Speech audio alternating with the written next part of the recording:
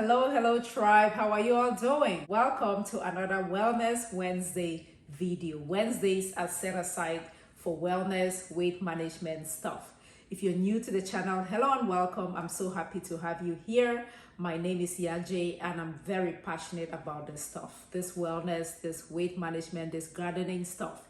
So you're welcome. And to you all members of the tribe, thank you ever so much for your encouragement, your support. I see you all and I appreciate you all. I'm so excited for today's video because I have a lot of information to share, a lot of tips, a lot of tools that I use, and hopefully it's going to help you on your own journey. That is why I share these things. So you will hear me talk about an important concept, one that has underpinned my approach to wellness generally. I'm hoping that understanding this concept is going to help you stay consistent. I will also share with you my meal plan for the week, including how the meals look like. Again, the reason why I share these, the meal plan, meal prep, what I am using is just to give you ideas. I talk about a hydration tip, something to help you to drink more water, not only help you drink more water, but to ensure that the water is actually reaching your cells and keeping your cells hydrated. What I have in this video, please, if you have not yet subscribed to the channel, I hope you consider doing so. Help me grow, help me share this passion with others.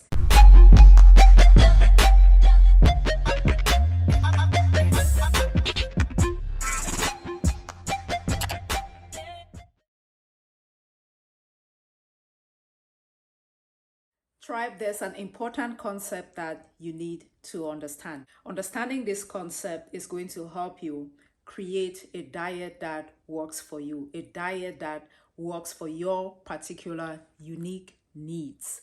And by diet, I'm talking about a way of eating. This concept is called structural flexibility. Structural flexibility, and I will explain. See, a lot of us think that weight loss is a one-size-fits-all, and it is not. That's why we're always looking for a plan, we're always looking for a program, we're always looking for a recipe. It is not a one-size-fits-all. What works for one person can be applied exactly the same way by another person, and it may not work for that person the exact same way, and that is because we are all different. So we need to understand this. Science gives us a structure. Science gives us a framework. It tells us we need to eat at a calorie deficit. It is true. It tells us we need to eat for hormonal balance. It is true. Can even go as specific as, maybe a high protein, high fiber diet is going to help you, stay satisfied. It's going to satiate you so you can sustain that calorie deficit until you reach your goals. But at the end of the day, we need to take science and apply that to our unique needs, That's because if we just, went with science, it means that we're going to just be eating like salad and chicken breast, forever, or eat broccoli and chicken breast, that kind of diet, which nobody can sustain. And so if you take just a plan, just a program, and say you're going to implement it the way it was written, the chances are you're not going to be able to keep up. And once you feel like you can't keep up and you feel like you have failed, what happens? You go back from square zero, maybe even beyond zero, and you have to start again. And every time you quit and start again, it becomes very difficult, which brings in the flexibility part. We must be flexible within that structure. We have a framework, and within that framework, we must be able to be flexible. When I share with you my meal plan, when I share with you my meal prep, what I am eating, it is to give you just a structure of what works generally, okay? The idea is that you take it and then you make it yours. You take it and see what the spirit of it is. If we're going after protein and I share something like a protein shake and you don't have a protein shake, look for something else that can substitute what you have, right? If I'm talking about fiber and I'm eating cauliflower rice because that's what we have over here, and wherever you are, that's not necessarily what you have. Look for another cruciferous vegetable that can substitute the cauliflower, you see. So we have to take that structure and then be flexible within the structure. And if you eat right, you eat well about 70 to 90% of the time, and then play with the rest 10 to 30% of the time with something else, so that that way of eating is sustainable for you, then you can see how this is a better approach. The flexibility between 10 to 30%, depending on you. You know, if you don't have that much weight to lose, then maybe 30% of the time you do whatever, you eat whatever. You know, don't go crazy, but you know what I'm talking about. So give yourself that flexibility with your diet. At the end of the day, the proof is in the pudding. The proof is in the results that you're getting. If you see that you are being flexible 30% of the time and you're really not seeing results, then maybe you need to, you know, reduce that to 10% of the time. But just something to think about. Take the structure, the framework, and then apply flexibility to meet your unique needs. It might sound tedious, it might sound hard, but at the end of the day, if you're trying to lose weight, you can do what you want or what is required. It is always a choice.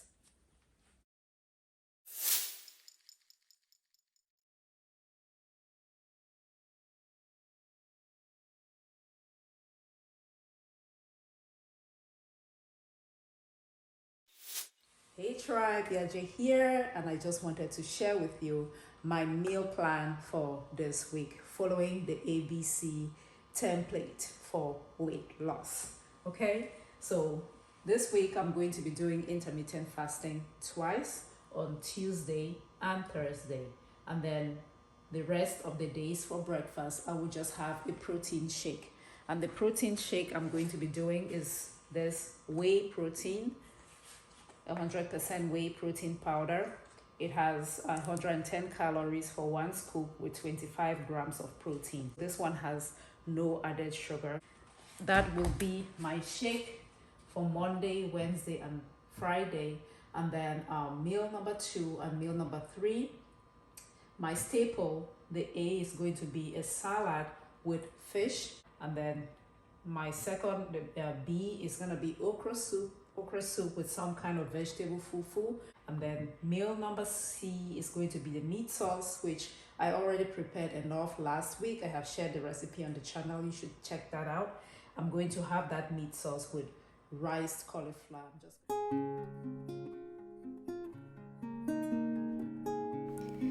So here I am making my protein shake. I usually use 2 cups of water. Again, the reason why I am sharing with you my meals is just to show you examples, show you samples of what is possible.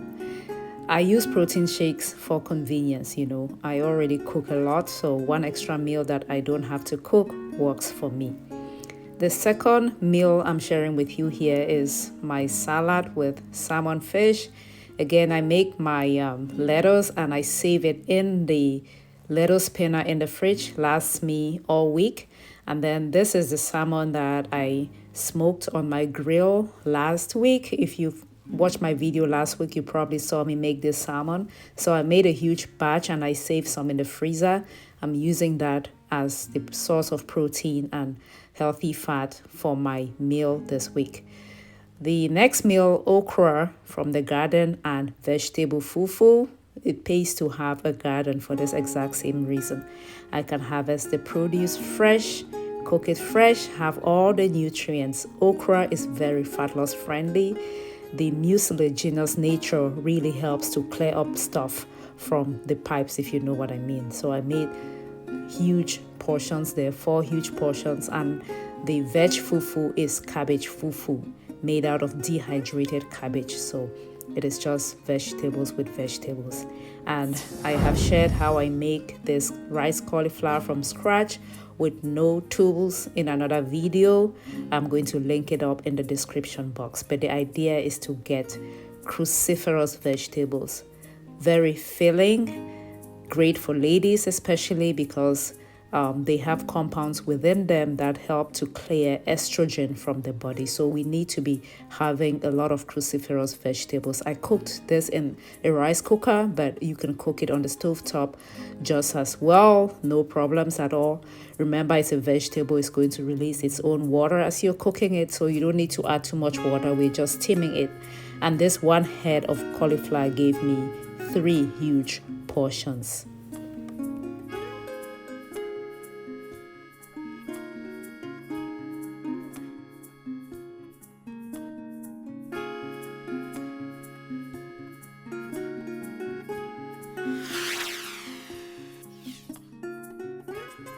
And a hack on my intermittent fasting days is that I have coffee with collagen powder in it. So I do add collagen to my coffee on days that I am fasting. Some might not consider it a fast, but to me, if the calories are less than 50, it's okay. So a scoop of this is 25 calories.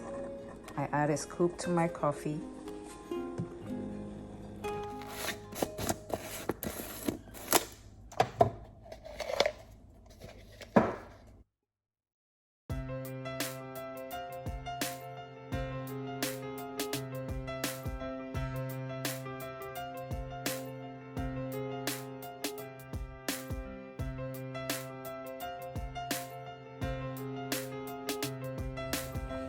Hey tribe, I'm out on a walk, but I just wanted to share this tip with you, and it's about hydration.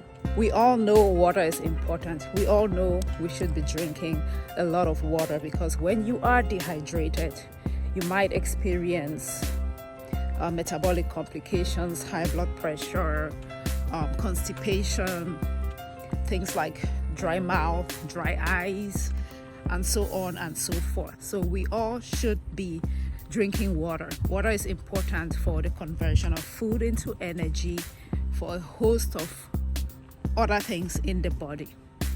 But what you may not know is that you may be drinking water, but your cells might not be feeling hydrated.